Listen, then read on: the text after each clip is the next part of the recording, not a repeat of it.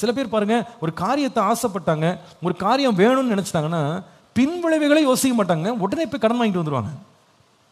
இந்த கடனை எப்படி நான் திருப்பி செலுத்த போறேன், இந்த கடனை செலுத்தும் போது என் வாழ்க்கைக்கு எவ்வளவு இது பாதிக்கும், என் பிள்ளைங்களை எவ்வளவு பாதிக்கும், அடுத்த 10 வருஷம் என் வாழ்க்கை எப்படி பாதிக்கும் யோசிக்கிறது இல்லை. அவசரம் அவசரம். இப்போ நீ பாருங்க, நான் ரொம்ப ரெக்கமெண்ட் பண்ணுவேன் நம்ம சர்ச்சில் உள்ளவங்களுக்கு, நான் பேசும்போதெல்லாம் இருக்கு, எவ்வளவு கூடிய மட்ட அளவில் கிரெடிட் கார்டு உங்கள் கையில் இல்லாமல் நீங்கள் பார்த்துக்கிடுங்கன்னு நான் சொல்லுவேன். என்னது சிரிப்ப சொல்லுங்க, என்ன இருக்கக்கூடாது? கிரெடிட் கார்டு மட்டும் நம்ம கையில் இல்லாமல் பார்த்துக்கிறது ரொம்ப நல்லது. இந்த கிரெடிட் கார்டால் சீரழிஞ்ச குடும்பங்கள் ஏராளம். கிரெடிட் கார்டுனா என்னன்னு தெரியும்ல, கடன் அட்டைன்னு அர்த்தம். தமிழில் சொல்லணும்னா கடன் அட்டை. இந்த கடன் அட்டை என்ன பண்ணுன்னா, நீங்கள் வச்சிருக்கிற சம்பளத்துக்கு பேங்கே ஒரு கணக்கு போடும். உங்களுக்கு 55,000 உங்கள் லிமிட்டு, 1 லட்ச ரூபா லிமிட்டு, 2 லட்ச ரூபா லிமிட்டுன்னு ஒரு கார்டை கொடுத்துருவாங்க. இந்த கார்டை வச்சு நீங்கள் என்ன பண்ணலான்னா, உங்களுக்கு பேங்க் பேலன்ஸே இருக்கணும்னு அவசியம் இல்லை. நீங்கள் ஒரு பொருளை பார்க்குறீங்க, 50,000 ரூபாய் அந்த பொருள்னா, உங்கள் லிமிட் 55,000னா ஒரு இழுத்தா போதும், கார்டு தேய்ச்சா போதும், என்ன பண்ணிடலாம், இன்ஸ்டன்ட்டாக அந்த பொருளை உடனே வாங்கிடலாம். உங்களுக்கு காசு கையில் இருக்கணும் அவசியம் இல்லை, பேங்க்கில் காசு பேலன்ஸ் இருக்க வேண்டிய அவசியம் இல்லை. கிரெடிட் தானே, கடன் தானே, தேய்ச்சிங்கன்னா உடனே என்ன பண்ணும், இன்ஸ்டன்ட்டாக சொல்கிற பில் ஓடிடும். அவன் நினைப்பான், என்ன அதிசயமாக இருக்குது இது அதிசயம் அன்னைக்கு மட்டும்தான், அதுக்கப்புறம் அன்னையிலேருந்து என்னது வேதனை. இப்போ என்ன பிரச்சனைனா, நான் இப்போ தேய்ச்ச கார்டை அதுக்கு எவ்வளோ டைம் லிமிட் கொடுப்பாங்கன்னா 1 மந்த் தான். 1 மாதத்துக்குள்ளே நீங்கள் திருப்பி ரீபே பண்ணால் உங்களுக்கு வட்டி இருக்காது. 1 மாதம் தப்புச்சுன்னா 12% வட்டி போட்டுருவோம். இன்னைக்கு நிறைய பேர் இந்த கிரெடிட் கார்டில் அவங்க செலவு பண்ணுறதுக்கு தேய்ச்சது 2,000 ரூபாய்க்கு தேய்ச்சாங்க, கடைசியில் அந்த பேமெண்ட்ஸ்க்கு டிஃபால்ட்டாக மாறி கடைசியில் இன்றைக்கு பல வருஷங்களாக அவங்க யாராக இருக்காங்களா, கடனாளிகளாக இருக்காங்க, கொடுக்க முடியல திரும்ப. நான் உங்களுக்கு ரொம்ப தாழ்மையாக சொல்கிறேன், நீங்கள் அவசரப்படாதீங்க, பொறுமையாக இருங்க. உடனே தேய்க்கணும், உடனே அந்த கடன். சில பேர் எதுக்கு எடுத்தாலும் பக்கத்து வீட்டுக்கு ஓடி போய் கடன் வாங்கிட்டு வந்துடும். சின்ன சின்ன காரியத்துக்கெல்லாம் போய் உடனே போய் 50,000 கொடு, 1 லட்சம் கொடு, 5 லட்சம் கொடு, 10 லட்சம் கொடு. எப்படி திருப்பி கொடுக்க போகிறாய்? நீ கொடுக்குற காலத்தில் உன்னுடைய குடும்பம் என்ன நஷ்டத்தை அனுபவிக்க போகுது? பொறுமை இல்லைங்க. என் வாழ்க்கையில் இந்த பாடத்தை நான் ரொம்ப கஷ்டப்பட்டு நான் கற்றுக்கிட்டேன். நாங்கள் குடும்பம் ஆரம்பித்த நாட்களில் நான் உங்களுக்கு இந்த சாட்சியெல்லாம் சொல்லியிருக்கேன். நான் கல்யாணம் ஆன பிறகு தான் எனக்கு முதல் சம்பளத்தை சச்சலத்துக்கு கொடுத்தாங்க. கல்யாணம் ஆகி என் மனைவி, புது மனைவியை நான் எங்கள் அப்பாவை சந்திக்கிறதுக்காக வர சொல்லியிருந்தாங்க. ஆஃபீஸ்க்கு போனேன், கொஞ்சம் நேரம் பேசி ஊழியத்தை பற்றிலாம் பேசிட்டு, சரி இந்த மாதத்துலேருந்து நீங்கள் கர்த்தரை பாருங்கள், நான் உங்களுக்கு சம்பளம் கொடுக்குறேன், அந்த சம்பளத்தில் நீங்கள் வாழ்ந்துக்கிடுங்க. நாங்கள் எனக்கு ஒரே சந்தோஷம், அப்புறம் சம்பளம்லாம் கொடுக்குறாங்களே அப்படின்னு. அது வரைக்கும் சம்பளம் கிடையாது, அப்பா வீட்டில் தான் சாப்பிட்றது. சம்பளம்னு கொடுத்த உடனே கவரை வாங்கிட்டு வீட்டுக்கு ரொம்ப சந்தோஷமாக கவரை திறந்து பார்த்தா 1,500 ரூபாய் இருந்துச்சு. இது 1 மாத சம்பளம். அப்படி தான் எங்கள் குடும்ப வாழ்க்கை ஆரம்பிச்சது. அந்த கொஞ்சம் கொஞ்சமாக ஏற்றுனாங்க, கொஞ்சம் கொஞ்சமாக எங்கள் குடும்பம் வளர வளர வளர ஏற்றி கொடுத்தாங்க. அப்போது ஒரு கட்டத்தில் எங்கள் சம்பளம் 5,000 ரூபாய் 1 மாதத்துக்கு. ஆனால் எனக்கு ஆசைகள், ஏராள ஆசைகள். அந்த வயது அப்படி ஆசைகள் நிறைந்த ஒரு வயது. அப்போ நான் எனக்கு அந்த மியூசிக் மேலாம் ரொம்ப இன்ட்ரெஸ்ட். இந்த மியூசிக்கு, சவுண்ட் சிஸ்டம் இதெல்லாம் ரொம்ப இன்ட்ரெஸ்ட் அதிகம். அப்போ சில பேர் என்கிட்ட அவங்களா கேட்டது தான், நீங்கள் மியூசிக்லாம் எங்களுக்கு பண்ணி கொடுப்பீங்களா, நாங்கள் பாட்டெலாம் எழுதியிருக்கோன்னு. எனக்கு இவங்க சொன்ன உடனே எனக்கு ட்ரிகர் ஆகிடுச்சு, மியூசிக்லாம் பண்ணணும். ஏன்னா நிறைய பேர் அப்படி ஸ்டுடியோலாம் வச்சு பண்ணுறதை பார்த்த உடனே எனக்கு ஒரே ஆசை. ஆனால் அப்பாட்ட போய் கேட்டால் காசு கொடுக்க மாட்டாருன்னு தெரியும், எனக்கும் வருமானம் கிடையாது, எனக்கு கையில் காசு ரொம்ப கிடையாது. அப்போது நான் ஒரு நாள் என்னுடைய கசின் ஒருத்தர் இருந்தான், அப்போ டாட்டாவில் டிசிஎஸில் ஒர்க் பண்ணிகிட்டு இருந்தான். அவன்கிட்ட எதிர்ச்சியாக சொன்னேன், இந்த மாதிரி ஒரு ஸ்டுடியோலாம் கட்டலான்னு இருக்கேன்டா, ஆனால் காசு எதுவுமே இல்லை, என்கிட்ட ஒன்றும் சேவிங்ஸும் கிடையாது. அவன் பாருங்க உடனே, உனக்கு காசு வேணால் சொல்லு, நான் தரேன், எனக்கு லோன் ஃபெசிலிட்டிலாம் இருக்குது, நான் உனக்கு லோன் போட்டு தரேன், உனக்கு எவ்வளோ தேவைன்னா நீ வெயிட் பண்ணு, நான் பார்த்து சொல்கிறேன்னு சொல்லிட்டு போய் மடன்னு தேடி எவ்வளோ செலவாகும்னு ஒரு ஸ்டுடியோ கட்டுறதுக்கு, ஒரு ரூமில் செட்டப் பண்ணுறதுக்கு ஸ்பீக்கர், அதோடைய சவுண்ட் கார்டு, அதோடைய மைக்கு, இன்டீரியர் எல்லாம் பண்ணுறதுக்கு என்ன ஆகுனா ஒரு 2.5 லட்ச ரூபான்னு பில்லு வந்துச்சு. தெரிஞ்சது எனக்கு. போய் சொன்னேன், ஒரு 2.5 லட்ச ரூபா ஆகும்னு நினைக்கிறேன் அப்படின்னா. அதுக்கு என்ன 2.5 லட்சம்லாம் ஒன்றுமே கிடையாது, நான் உங்களுக்கு எடுத்து கொடுக்குறேன், ஈஸியாக எடுத்து கொடுக்குறேன். எனக்கு அப்பா ஆண்டவரே வானம் திறந்த மாதிரி இருந்துச்சு. இந்த மாதிரி அனுபவம் நமக்கு இப்போ கிடையாது இல்லையா, புதுசு இது. 2.5 லட்ச ரூபாயின்னு சொல்லிட்டு ஒரே வாரம் தாங்க கொண்டு 2.5 லட்சத்தை கையில் கொடுத்துட்டான். யார் இந்த மாதிரி நம்ம கையில் கொடுத்தா? ஒரே சந்தோஷமாயிட்டேன். 2.5 லட்சத்துக்கு போயிட்டு எனக்கு விரும்பின பொருட்கள், எனக்கு விரும்பின இன்ஸ்ட்ருமெண்ட், எனக்கு விரும்பின மைக்கு, ஸ்டுடியோ எக்யூப்மெண்ட் எல்லாம் வாங்கிட்டேன். வாங்கி கொண்டு ஐயோ, அந்த நேரம் பார்த்து சாம் சுந்தரம் பாஸ்டர் வர வீட்டுக்கு வந்தார். அவர் ஒரு விஷயமா வந்தார். அவரை உள்ள கூட்டு போய், அது ஒரு ரோலிங் சேர் ஒன்று இருந்துச்சு, பெரிய சேர், அது வரை வாங்கி போட்டிருந்தேன். அவரை உட்கார வச்சு அவர் ஒரே ஏசியெல்லாம் பார்த்து பரவசமாயிட்டார். ரொம்ப அழகா இருக்குப்பா அப்படின்ட்டு ஜெபம்லாம் பண்ணிட்டு போயிட்டார். அவ்வளோதான். என் கசின் சொன்னா மாசம் மாசம் நீ இவ்வளவு கட்டணும்னு. ஒரு மாசத்துக்கு கிட்டத்தட்ட 13,000 நினைக்கிறேன். என்ன எவ்வளோ? 8,000. ஒரு மாசத்துக்கு 8,000 ரூபாய் திரும்ப கட்டணும். என்ன ஒரு வெறி எனக்குள்ள வந்துச்சு தெரியலங்க. வாங்குற சம்பளம் 5,000, 8,000 ரூபாய் நான் திருப்பி கொடுக்கணும். அவ்வளோ ஒரு விசுவாசம் எனக்குள்ள வந்துருச்சுங்க. கர்த்தர் நம்ம தேவையை சந்திப்பாருன்னு. நீங்கெல்லாம் பார்க்கறத பார்த்தா ஒரு மாதிரி இருக்கு. பயங்கர விசுவாசம் ஆயிட்டேன். மலைகளை பெயர்க்கத்தக்க விசுவாசம் எனக்குள்ள வந்துருச்சு. அந்த 8,000 எல்லாம் ஒண்ணுமே கிடையாது. கர்த்தர் யாவையும் செய்து முடிப்பான்ற வசனம் ஞாபகம் வருது. துணிஞ்சு போய் அந்த கடனை வாங்கிட்டு, நான் சொல்றேங்க, அடுத்த 2-3 வருஷம் நினைக்கிறேன் அந்த கடனை தீர்த்து முடிக்கிறதுக்கு. ஆல்மோஸ்ட் 3 இயர்ஸ் நினைக்கிறேன். ஐயோ, அந்த 8,000 ரூபாவை நான் ஒவ்வொரு மாசம் கொடுக்கறதுக்குள்ள நான் பட்ட பாடு கர்த்தர் மட்டும்தான் அறிவாருங்க. ஏன்னா அந்த டேட்டுக்குள்ள அதை கரெக்டா போடணும் உள்ள, அல்லது வட்டி அதிகமாயிடும் அவனுடைய கணக்குல. அந்த 8,000 சேர்க்க நான் சொல்றேங்க, நிறைய நாள் அடிப்படை அத்தியாவசிய பொருட்களை கூட நான் வாங்க முடியல. ஏன்னா மாசம் ஆரம்பிச்சாலும் எனக்கு மனசு பட பட பட பட பட நினைக்கணும். 8,000 ரூபாய் கொடுக்கணுமே, 8,000 ரூபாய் கொடுக்கணுமே, 8,000 ரூபாய் கொடுக்கணுமே. 3 வருஷம் அந்த கடன் சுமையில நான் வந்து வெளியே சொல்ல முடியல. எங்க அப்பாட்ட சொன்னா சத்தம் போடுவாங்க. சொல்ல முடியாது. அமைதியா பல்ல கடிச்சிட்டு, ஐயோ ஆண்டவர் நீ ஏதோ கிருபையா எனக்கு ஏதோ ஆண்டவர் அந்த எக்ஸ்ட்ரா பணத்தை எல்லாம் கொடுத்து நான் கட்டி முடிக்க உதவி செய்தார். நான் அன்றைக்கு ஒரு தீர்மானம் எடுத்து, இன்னையோட சரி இந்த கடன் மட்டும் வாங்க மாட்டேன்னு ஒரு தீர்மானம் எடுத்து, தேவ கிருபையினால திருமணமாகி 22 வருஷம் தாண்டிட்டோம். அந்த முதல் 3 வருஷத்துல நான் செய்த தவிர இன்னைக்கு வரைக்கும் நான் ஆண்டவர் கிருபையினால செய்யலை. தேவ கிருபையில தைரியமா சொல்லுவேன், என் தனிப்பட்ட வாழ்க்கைக்கு எந்த கடனும் யார்ட்டையும் நான் வாங்கலை, இது வரைக்கும் வாங்கலை. கர்த்தர் கிருபையாக எனக்கு வேண்டிய தயவுகளை தந்து கிருபையாக நடத்திட்டு வர்றாரு. தேவைகளை சந்திக்கிறார். என்ன கொடுக்குறாரோ அந்த நிலையில என் குடும்பத்தை நான் வச்சிருக்கேன். அந்த நிலையில் என் குடும்பத்தை நடத்திட்டு போற கர்த்தர் கிருபையா இரக்கம் பாராட்டியிருக்கார். சில பேர் ஒரு நாள் என்கிட்ட வந்து சொன்னாங்க, என்ன பாஸ்டர் உங்க பையனை நேச்சுரல் ஸ்கூல்ல தான் போட்டிருக்கீங்க, நீங்களாம் வேற எங்கேயோ படிக்க வைப்பீங்கன்னு நினைச்சேன் அப்படின்னு. எனக்கு இருக்கிற வருமானத்துக்கு இங்கே தான் படிக்க வைக்க முடியும், அது போதும். அந்த படிப்பு படித்தா அவனுக்கு போதும், அவ்வளோதான். That is enough for me. கடன் வாங்கிலாம் நான் படிக்க வைக்க வேண்டிய அவசியமே இல்லை. அந்த எளிமையாக படித்தா போதும். கர்த்தர் அவனை உயர்த்த நேரம் கர்த்தர் உயர்த்தட்டும். இதுக்கு மேலே என்னால் கொடுக்குறதுக்கு எனக்கு கையில் இல்லை. அந்த எளிமையில் தான் என்னை காத்துக்கொண்டேன். ஆண்டவர் கிருபையில் 2 வருஷத்துக்கு முன்னால் வரைக்கும் கிரெடிட் கார்டு என் கையில் கிடையாது. ஆனால் இப்போ தான் ஒரு கிரெடிட் கார்டு வச்சுருக்கேன். எதுக்குன்னு சொன்னால், சில முறை வெளிநாடுகளுக்கு பயணம் போகிறேன். ஒவ்வொரு நாட்டிலையும் செலவு பண்ணுறதுக்கு ஒரு ஏர்போர்ட்டில் இறங்கி காப்பி குடிக்கணும்னா கூட அந்த நாட்டினுடைய கேஷ் எடுத்துகிட்டு போக வேண்டியிருக்கு.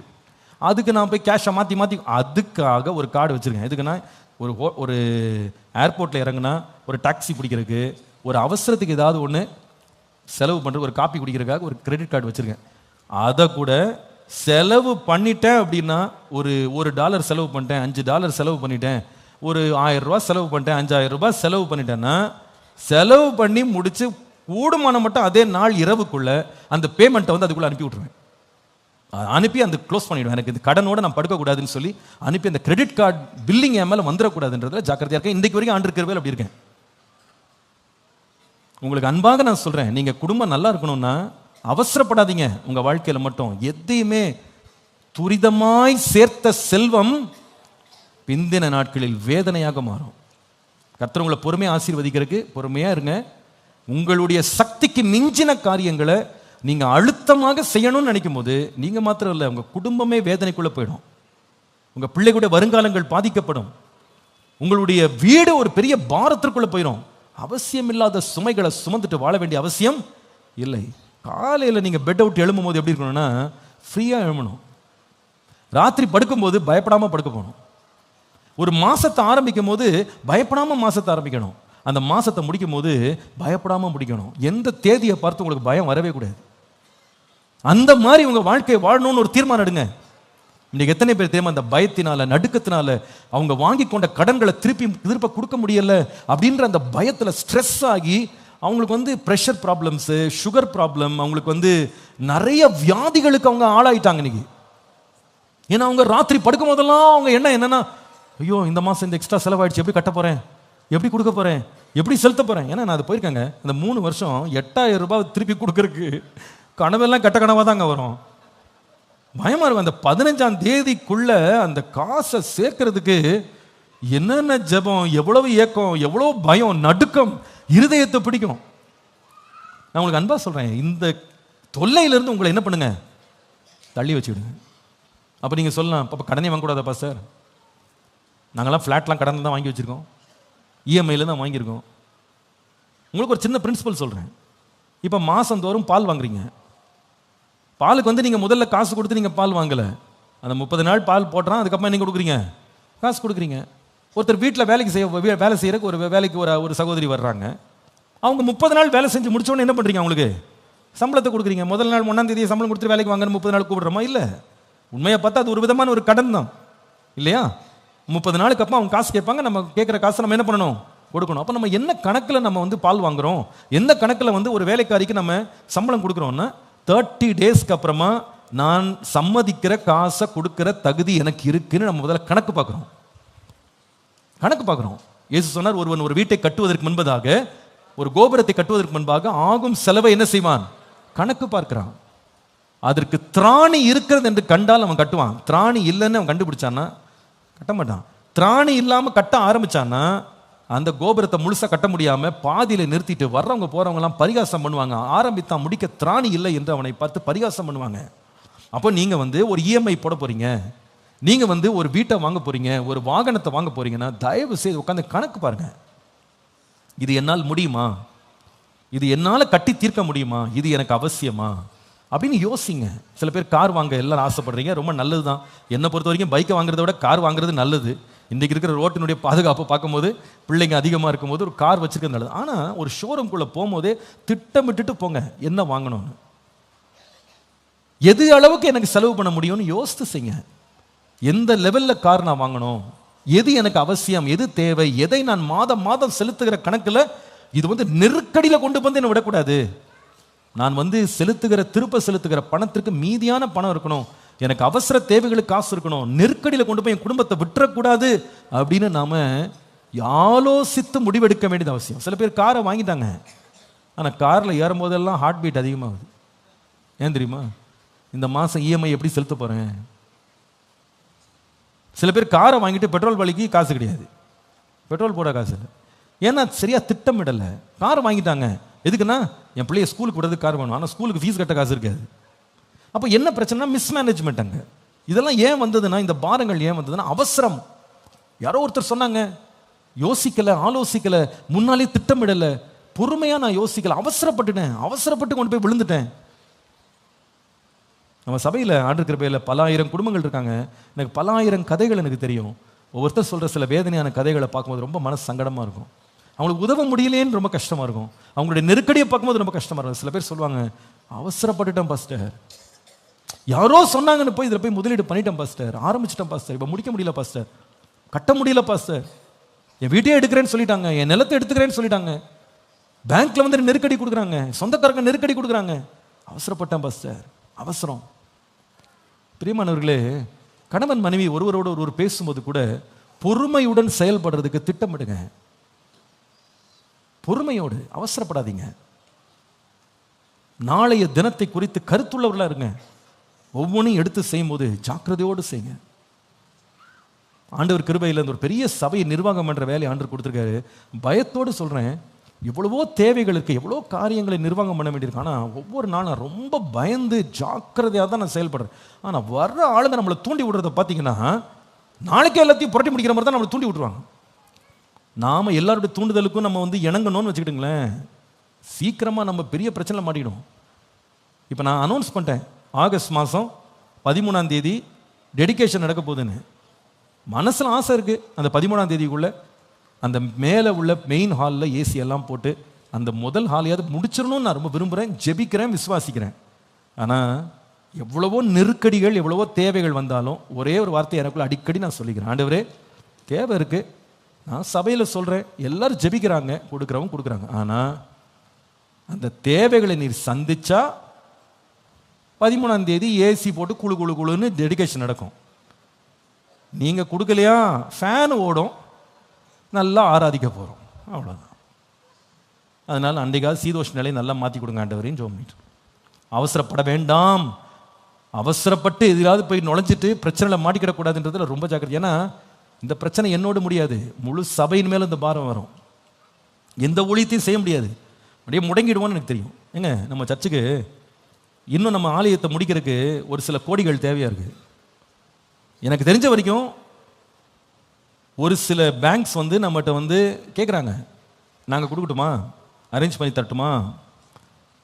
ஒரு வார்த்தை சொன்னால் போதும், இவ்வளோ பெரிய ஆலயம், இவ்வளோ பெரிய சபை, இவ்வளோ கூட்டம், தாராளமாக கொடுக்க முன் வருவாங்க. ஆனால் என்னுடைய கணக்கு என்ன தெரியுமா, வாங்கிறது பெருசு இல்லை, திரும்ப என்ன பண்ணணும், கொடுக்கணும். முடியுமா? அது முடியுமா? அவசியம் கிடையாது. பொறுமையாக இருப்போம். இந்த வருஷம் ஓடாத ஏசி அடுத்த வருஷம் ஓடினா கூட பரவாயில்ல. இந்த வருஷம் முடிக்காத வேலை அடுத்த வருஷம் முடிஞ்சாலும் பரவாயில்ல. ஆனால் எப்படி பயணம் பண்ணணும்னா பாரம் இல்லாமல் பயணம் பண்ணணும். எல்லாரும் சொல்லுங்க, எப்படி? பாரம் ஆயிருச்சு. எனக்கு தெரியுங்க, ஊழியமே செய்ய முடியாது. இன்னைக்கு ஆண்டவர் கிருபையில் கடந்த 5 ஆண்டுகளாக ஆலயம் இவ்வளவு பெரிதாக வசதிகள் எல்லாம் கூடுனா கூட எந்த ஊழியத்தையும் ஆண்டவர் கிருபையினால நிறுத்தவும் இல்லை, முடக்கவும் இல்லை. எல்லா ஊழியமும் ஆண்டவர் கிருபையினால, தேவ தயவினால பெரிய கிருபையோடு முன்னேற ஆண்டவர் உதவி செய்திருக்கிறார். அதற்கு காரணம் என்னன்னு சொன்னா, இந்த ஊழியத்தின் மேல் மிகுந்த பாரங்கள் இல்லை. பாரம் இல்லாம சபையை கொண்டு போகும்போது கர்த்தர் பொறுமையாக நமக்கு ஏற்ற காலத்தில் சகாயம் செய்து குறித்த காலத்தில் கர்த்தர் உயர்த்துவார். அல்லேலூயா. ஒருவேளை நான் நினைக்கிறேன், மற்றவங்க எப்படி பார்க்குறாங்க தெரியல, என்ன இத்தனை வருஷமா கட்டிக்கிட்டே இருக்காங்க, எப்போ முடிக்க போறா, கேட்குறவங்களும் அப்படி தான் கேட்குறாங்க. எப்போ முடிக்க போறீங்க? தெரியாது, தெரியாது. இதுதான் நான் சொல்ற பதில், தெரியாதுங்க. கையில் காசு இருந்தால் சொல்ல முடியும் இத்தனை நாளில் முடிப்பேன்னு. கையில் ஒன்றும் இல்லை. அந்தந்த வாரம் கர்த்தர் கொடுக்கறத வச்சு நடத்திக்கிட்டே இருக்கணும். தெரியாது, எப்போ முடியும்னு தெரியவே தெரியாது. அப்போ நான் மனசில் நினச்சிக்கிறேன், இத்தனை முறை எப்போ முடியும்னு கேட்குற ஆள், இதை நான் கொடுக்குறேங்க முடிச்சிருக்கேன்னு சொன்னால் எவ்வளோ நல்லா இருக்கும்னு நினைப்பேன். யார் கொடுக்குறா? கேட்பாங்க, எல்லாரும் கேட்பாங்க, தூண்டுவாங்க, எல்லாரும் சொல்லுவாங்க, ஆசைப்படுவாங்க. ஆனால் நாம நிதானிக்கணும். நம்ம வீடு கட்ட உட்காந்தோன்னு வச்சுடுங்களேன், போகிற போக்கில் ஒரு சொந்தக்காரர் வருவார், என்னங்க இவ்வளோ சின்ன ரூமாக போட்டுருக்கீங்க, கொஞ்சம் பெருசாக போடுங்க சொல்லிட்டு போயிடுவாருங்க. பெருசாக போட்ட ரூமுக்கு பாரத்தை யார் சுமக்கிறது? நம்ம தான் திருப்பி கட்டணும். வந்தால் 100 ரூபா மொய் வச்சுட்டு போயிடுவாரு. அல்ல ஒரு வசனம் போட்டு வாங்கி கொடுத்துருவாரு, கர்த்தர் உன்னை மகா திரளாக பெருக பண்ணுவார், வசனம் போட்டு வாங்கி கொடுத்துட்டு போயிடுவார். அதுதான் பார்த்துக்கிட்டு ஏங்கிக்கிட்டு இருக்கணும். யார் கொடுப்பா திரும்ப கட்டுறதுக்கு? கடனை வாங்கி நீங்க என்ன பண்ணாதீங்க, சிக்கல்ல மாட்டிக்கொள்ளாதீங்க. உங்க பிள்ளைகளுக்கு கல்யாணம் வரும்போது சொந்தக்காரர் சொல்லிட்டு போவார், என்னங்க மட்டன் பிரியாணி கூட போடலன்னா என்னங்க, பிரியாணி என்ன எனக்கு கழுத பிரியாணியா போட முடியும், மட்டன் பிரியாணி கூட போடலன்னா எப்படி? உங்க பிள்ளைக்கு வச்சிருக்க ஒரே பிள்ளைக்கு என்ன போடுங்க, மட்டன் பிரியாணி போடுங்க. இந்த ஆளும் பார்த்தீங்கன்னா ஆரம்பத்தில் என்ன யோசிச்சிருப்பானா, சிக்கனே போதும்னு நினைச்சிருப்பாரு, அதுவே அதிகம். ஆனால் இந்த ஆள் வர்றாள் ஏவி விட்டுருவார், என்னது மட்டன் பிரியாணி போடுங்க. இவர் உடனே கணக்கு பார்க்க மாட்டார், ஐயோ சொந்தக்காரங்கெல்லாம் ஆசைப்படுறாங்க மட்டன் பிரியாணி, அதுக்கப்புறமா கூட ஒரு சிக்கன் 65, அதுக்கப்புறமா ஒரு பாயாசம், அப்புறமா ஃப்ரூட் சாலட், இப்படி ஒன்று ஒன்றா சேர்த்தா எவ்வளோ ஆகுதுன்னே தெரியாது. எல்லாம் முடிச்சு கல்யாணம் முடிச்ச பிறகு எல்லாம் சிரிச்சு சிரிச்சு போட்டோ போஸ்ட் கொடுத்துட்டு போயிடுவாங்க. அந்த கல்யாணம் நடத்தின அப்பாவுடைய முகத்தை பார்த்துருக்கீங்களா? பேய் அரைஞ்ச மாதிரி உட்காந்துருப்பாரு. எத்தனை பேருக்கு நான் எங்கேருந்து கொடுக்க போகிறேன், எப்படி முடிக்க போகிறேன்? அப்போ தான் தலைமையில் விடியும். வந்தவன் எல்லாம் நல்லா சாப்பிட்டு சூப்பராக இருக்க சாப்பாடுன்னு சொல்லிட்டு ஏப்ப விட்டு போயிடுவான். முடிக்க வேண்டியது யாரு? நம்முடைய தகுதி என்ன? எங்கள் கல்யாணத்துக்கு எங்கள் அப்பா போட்ட சாப்பாடு என்ன தெரியும்ல? முதல்ல என் தங்கச்சி கல்யாணம் நடந்துச்சு, சாம்பார் ரசம் கூட்டு பொரியல், அதான் சாப்பாடு. எங்கள் கல்யாணத்துக்கு சாப்பாடு என்ன தெரியுமா? 6000 பேர் என்னமோ சாப்பிட்டாங்கன்னு நினைக்கிறேன். என்ன சாப்பாடு போட்டார்னா, புளி சாதம், தக்காளி சாதம், அதுக்கப்புறமா தயிர் சாதம், என்னது மாங்காய் சாதம், தேங்காய் சாதம், எல்லாம் ஒவ்வொரு கரண்டி போட்டார். நம்ம ஆளுங்க முகத்தை நீங்கள் பார்க்கணுமே, இது என்னங்க இது, என்ன மாதிரி சாப்பாடு போட்டிருக்காரு? ஒரு கறி கூட போடக்கூடாதா? இருக்குங்க, காய் கறி இருக்கு. எங்கள் அப்பா அவங்களுக்கு என்ன கொடுத்த பதில் தெரியுமா? இவ்வளோதான் நம்மளால் முடியும்.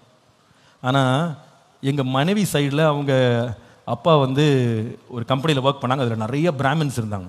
வந்தாள் அத்தனை வாழ்த்திட்டு போனாங்க, நல்லா இருப்பாப்பா, என்ன சாப்பாடு. நாம் வந்தவங்களுக்கும் போனவங்களுக்கும் போட்டால் நம்ம கதை முடிச்சது. பொறுமையாக இருங்க, அவசரப்படாதீங்க. ஏற்ற காலத்தில் கர்த்தர் உங்களை உயர்த்துவா.